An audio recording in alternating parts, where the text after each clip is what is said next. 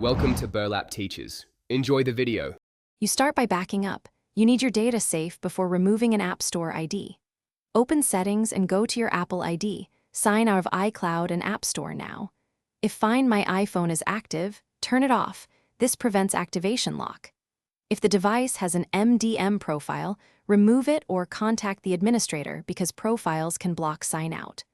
Once done, make sure you have the Apple ID password handy to complete the sign-out process.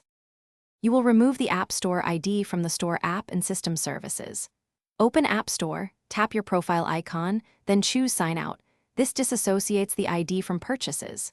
Next, check Settings right arrow iTunes and App Store to confirm no account remains signed in.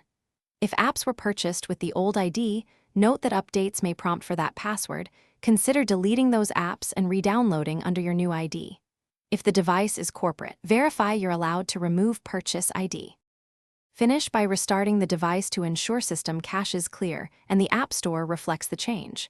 After reboot, open the App Store. You should see no account signed in, or you can sign in with the replacement Apple ID.